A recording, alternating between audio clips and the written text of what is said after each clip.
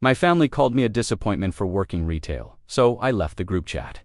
Now I own the company they all want to work at. I'm a 29-year-old guy, and I've always been the disappointment in my family. In my house, worth was measured by titles, not by effort. My brother Nathan's a banker who wears suits even when he doesn't have to. My sister Chloe's a lawyer who talks like every word she says could end up in a headline. And then there's me, the college dropout who works retail, the one who had potential, according to my father. Before life apparently swallowed it whole, family dinners always felt like interviews I didn't pass. Mom would bring up Nathan's latest promotion or Chloe's court victories, then turn to me with that polite, pitying smile. "How's the store?" she'd ask, her tone dripping with sympathy instead of curiosity. Dad would follow it up with his usual sigh. "You're too smart to be wasting your time there." Sometimes I'd nod. Sometimes I'd make a joke. Most times, I just stared at my plate. It's not that I didn't try. I dropped out of college because the bills were suffocating me. I worked double shifts, sometimes sleeping in my car between jobs. But none of that mattered, because in my family, struggle wasn't noble. It was embarrassing. I remember one night vividly. Everyone was sitting around the table laughing about their busy lives. Nathan complained about managing a team, Chloe about a difficult client. I mentioned that I'd been promoted to shift lead at my store. Mom said, "That's nice, honey." Then immediately turned to Chloe to ask about her firm's gala. Later that week, I opened our family group chat. Nathan had posted pictures from his new condo. Chloe shared her magazine feature. My parents flooded the thread with heart emojis, and "so proud of you" messages. I stared at my screen for a full minute before locking my phone. No one had even noticed I'd gone quiet. And I realized something right then. Maybe they never really saw me at all.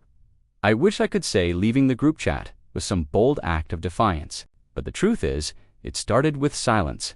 Long, heavy, humiliating silence. I had just gotten promoted again, assistant manager this time. For me, it was huge. I'd worked weekends, covered every holiday, stayed late to clean up messes no one else wanted to touch. So, I posted a short message in the family chat. "Got promoted today. Finally running the floor at my store." Nothing. For 2 hours, not a single reply. Then finally, Chloe wrote, "Congrats. Didn't know folding shirts had ranks." She added a laughing emoji. Nathan followed with, "Hey, work's work. Someone's got to do it." My chest burned. I tried to laugh it off, typing, "Yeah, someone's got to keep you fashionable, right?" But even that felt like begging for approval. Dad eventually chimed in with, "Maybe this'll motivate you to get back on track?" Back on track? Like everything I'd done up to that point didn't count as life. Mom sent a thumbs up emoji, not a word just that tiny, indifferent icon. I watched the chat flood minutes later with photos from Nathan's new office and Chloe's firm dinner. My message got buried under their achievements like it didn't even exist. That night, I scrolled back through old messages. There was a time when they used to cheer for me when I got accepted to college, when I aced an exam. Somewhere along the line, that pride turned into pity. The next morning, I opened the chat, stared at the endless stream of updates, and felt something inside me snap. I clicked Leave Group. No dramatic message. No announcement. Just quiet exit. Hours later, my phone buzzed Mom's text. "Why'd you leave the chat? You're being sensitive." I didn't reply, because deep down, I knew it wasn't sensitivity. It was survival, and for the first time in years, the silence felt like peace. Leaving the group chat was like walking out of a room I'd been trapped in for years. But freedom has a strange echo. It's quiet, lonely, and a little too honest. For a while, I buried myself in work. If my family couldn't see value in what I did, I'd prove it to myself. My store manager, Lisa, was the first person in a long time who actually believed in me. She was tough, but fair mid-40s, sharp eyes, the kind of person who noticed everything. She'd say things like, "You've got a good head for leadership," or "You see people, not just customers." Simple words, but they meant more than any compliment my family ever gave me. The store became my second home. The smell of fresh cardboard, the sound of hangers, clinking those things felt grounding. Every time I helped a nervous teen find their first job outfit or listened to a single mom vent about her day, I felt human. Useful. Then came the layoffs. Corporate sent an email full of restructuring language that basically meant, "We're cutting costs," starting with people. Lisa was the first to go. Watching her pack her office felt like watching the foundation crumble. I offered to help her, and she just smiled sadly. "Don't waste that loyalty here, kid," she said. "They don't deserve it." After she left, the place fell apart. The new district manager, some slick guy named Mark Barely, knew our names. I picked up the slack, handled schedules, customer complaints, everything. But when corporate congratulated Mark's outstanding leadership in an internal memo, I realized I'd done all the work for someone else's glory. That night, I went home exhausted and opened my phone. The family chat was still silent, but I could see their statuses: Chloe on vacation, Nathan at a conference. Me, sitting in my small apartment eating noodles out of the pot. I whispered to myself, "You're still invisible." But somewhere deep down, a spark flickered, quiet, stubborn, and angry. The day they hired my new supervisor, I nearly laughed out loud. He was 22, fresh out of college, and had never worked retail in his life. During his first day, he asked me how to clock in. Then he stood next to me during my shift, clipboard in hand, observing. At first, I tried to play along. I trained him, showed him the ropes, even covered when he forgot basic tasks. But it didn't take long before he started talking down to me, parroting management buzzwords he barely understood. One afternoon, after I restocked the entire floor alone, he called me into the back and said, "You really need to work on your initiative." I stared at him, heart pounding. Initiative? I'd been keeping that store alive. But all I said was, "Got it?" Because what else could I do? People like me didn't get to talk back. We just kept our heads down and worked harder that night. I came home and opened social media. Nathan had posted a photo of his new condo glass windows, city view. Chloe had a picture from a courthouse captioned, "Another win." Dad had commented, "So proud of you both." True examples of hard work paying off. I scrolled through every word until my chest felt hollow. Then I saw Mom had uploaded a family picture from a dinner I wasn't invited to. Her caption read, "Family, the best investment you can make." Something in me broke. I stared at the glowing screen, the fake smiles, the perfect captions, and it hit me. I'd spent my entire life begging to be part of something that never wanted me. I closed the app, stood in the dark of my apartment, and whispered, "If no one's going to see my worth, I'll build it myself." The words scared me, but they also felt like the first real thing I'd said in years. The next morning, I walked into the store, looked around at the fluorescent lights and fake smiles, and realized I couldn't do it anymore. Not another shift. Not another day pretending to care about a company that saw me as replaceable. So, I quit. No big speech, no angry outburst. I just turned in my badge, shook a few hands, and walked out. It was terrifying. My savings barely covered 2 months of rent. But the fear felt different this time, wasn't suffocating. It was fuel. I started small. I'd always been good at spotting deals and understanding what people actually buy, not just what stores try to sell. So, I began reselling clearance items: online shoes, jackets, electronics, whatever I could find, cheap and flip fast. I turned my living room into a chaotic maze of boxers and packing tape. When I told my family, their reactions were predictable. Nathan laughed. "So you're basically a digital garage sale." Chloe smirked. "Guess everyone's an entrepreneur these days," Mom said. "You should really find something stable, dear. This isn't sustainable." But for once, their words didn't sting as much. Because this time, the work was mine. One night, out of boredom, I made a short TikTok joking about things only retail workers understand. It blew up overnight, hundreds of comments from people saying, "This is my life." And finally, someone said it. My sales tripled in 2 days. The orders poured in faster than I could pack them.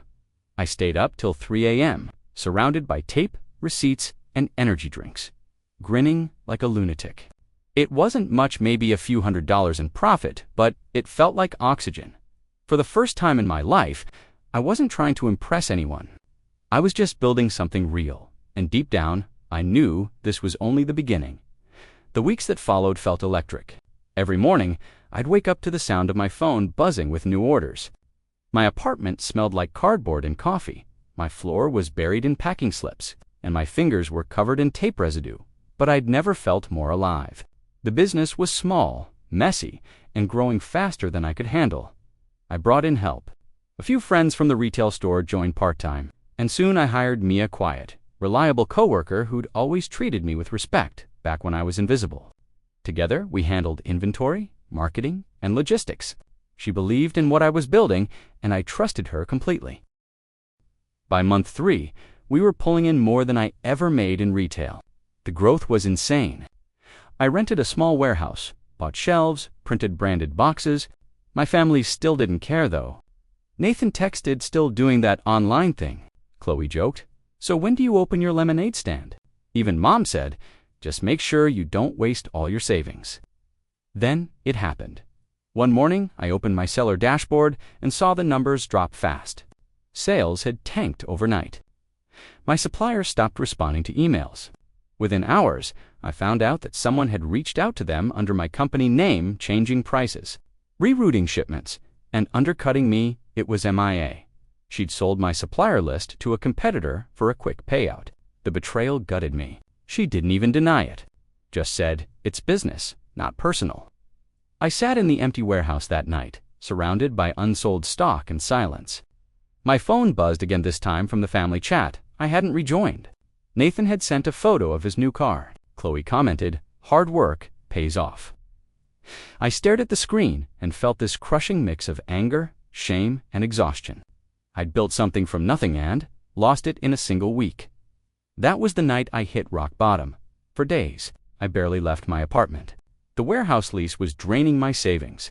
My inventory sat unsold, and I couldn't even look at my laptop without feeling sick. I'd given everything to that business, every ounce of belief I had left, and now I was back to zero. Then, one night, I got a call from an unknown number. "Hey," the voice said. It was Lisa, my old manager from the retail store. I hadn't spoken to her in months. "Heard what happened. You okay?" I laughed bitterly. "Define okay." She didn't waste time. "Listen," she said, "I've been doing consulting for a new retail startup. They're small, but they want to build something different: ethical sourcing, employee-first culture, transparent management. I told them about you." I thought she was joking. "Lisa, I'm broke. I can't even get my suppliers to call me back." "That's exactly why they need someone like you," she said. "Someone who knows the inside, the ugly part. They're looking for partners, not employees." The next day, I met with one of their investors, a calm, older guy named Robert. He asked me questions no one ever had. "What do you think retail's missing? Why do customers trust some brands and not others?" I told him everything: how workers were exploited, how companies killed passion with metrics, how good people burned out trying to matter. By the end of the meeting, he said something I'll never forget. "You've already been running a business. You just need a platform big enough to show it." 2 weeks later, I signed a partnership contract. I wasn't an employee anymore. I was a co-founder. The irony wasn't lost on me. The guy my family mocked for folding shirts was about to build a company that could change how people shopped. And for the first time, I didn't feel like the disappointment. I felt like the beginning. Starting over wasn't glamorous. It was chaos wrapped in caffeine and stubborn hope. Our first office was a dusty storage space with one desk, 2 folding chairs, and a Wi-Fi router that only worked if you stood near the window.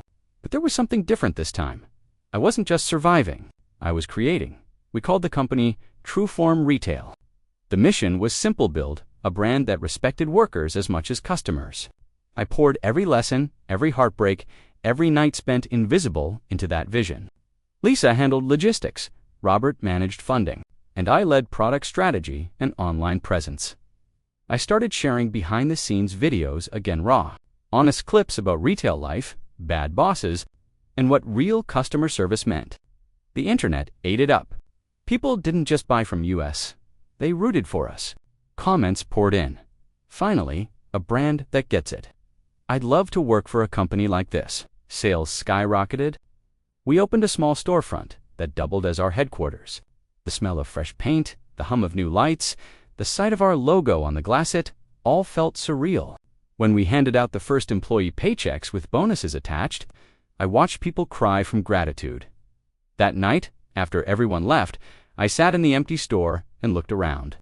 I remembered the sound of hangers clinking, the fake smiles from corporate managers, the humiliation of being called too smart for retail, and I realized I'd turned all that pain into a blueprint by the end of the year.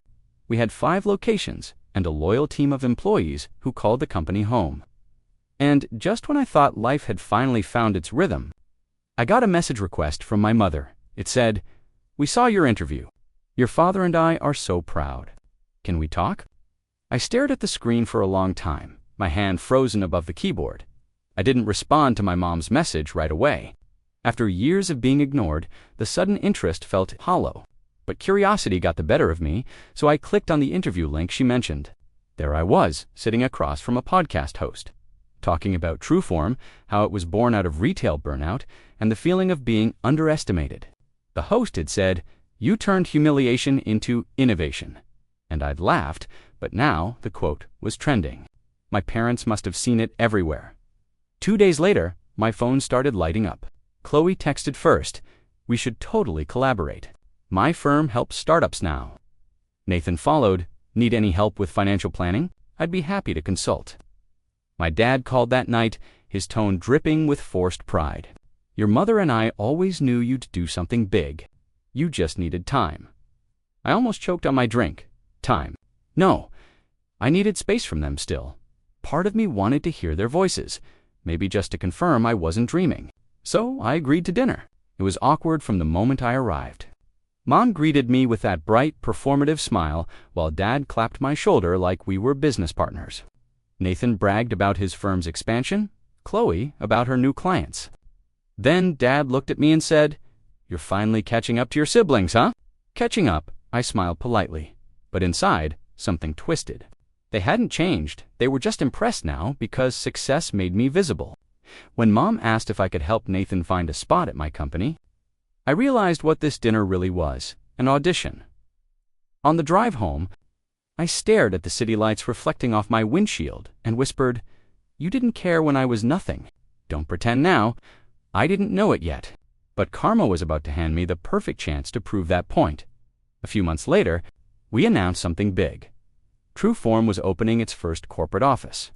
A real headquarters, not a shared space, not a warehouse, an actual office tower with our logo on the glass. The news hit every business site in the city. Applications poured in from all over, hundreds of people wanting to work for us. I was reviewing resumes late one night when 2 names stopped me cold. Nathan Reed and Chloe Reed. At first, I thought it was a joke. But there they were, my brother and sister, applying for mid-level positions at my company. Both had attached cover letters talking about wanting to join a people-driven brand and embrace innovation. I actually laughed out loud. These were the same people who mocked me for folding shirts. Now they wanted to fold into my payroll. For a moment, I just stared at the screen. Part of me wanted to delete their applications out of spite. But then I realized there was a more poetic option. I forwarded both files to HR with a short note. Not a cultural fit, no explanation, no names, just that line. A week later, the announcement went public. Trueform had secured a $5 million expansion deal and was listed as one of the top upcoming retail brands of the year. My name was front and center in every headline. That same night, my phone started buzzing nonstop. The family group chat, the one I'd left years ago, was alive again. Screenshots of my interview, links to articles, heart emojis, and messages like "so proud" and "look how far you've come." I didn't reply. Instead, I poured myself a drink, leaned back in my office chair, and stared out the window at the skyline. The same city that once felt too big for me now glowed beneath my name. And for the first time, I didn't feel small. A week later, Mom called again. Her voice was soft, almost rehearsed. "Honey, we'd love to have you over for dinner. Just family, no pressure." I hesitated, but curiosity got the better of me. Maybe a part of me still wanted closure, even if I knew better. When I walked into their house, everything felt the same but smaller. The same polished furniture, the same framed photos of Nathan and Chloe's milestones. None of me, of course. My father was already seated at the table, scrolling through his phone while Mom fussed with the dishes. "Look who finally has time for us," Dad said, smirking as I sat down. Nathan and Chloe arrived late, acting like the room revolved around them. Nathan grinned. "Heard your company's growing fast.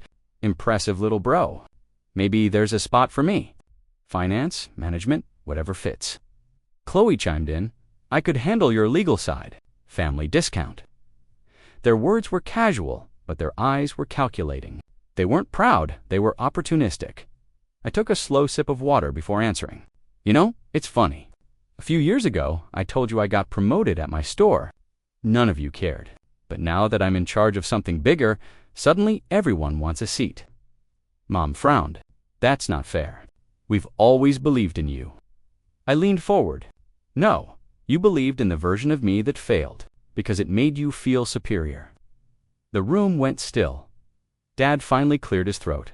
You don't have to be so bitter. Family helps family. I met his eyes. Exactly. Family helps family. You just never helped me. No yelling, no drama, just truth. The kind that doesn't need volume to hurt. I stood up, dropped my napkin on the table, and said, I have to get back to people who actually respect me. Their faces blurred in my peripheral as I walked out the door end for once. I didn't look back. The drive home that night was silent, but it wasn't the heavy kind anymore. It was calm, clean, the kind of silence that comes after finally setting down a weight you didn't realize you'd been carrying for years. When I got home, I opened my laptop and saw an email from HR confirming that both Nathan and Chloe had been officially declined. No drama, no follow-up, just a line that said, "We've chosen other candidates." I smiled, not out of spite, but out of peace. Justice doesn't always need noise. Sometimes it's just the quiet satisfaction of knowing you didn't need to destroy them. They did that on their own. Over the next few months, Trueform grew faster than I could have dreamed. We launched mentorship programs for retail workers, offering them paths to real careers.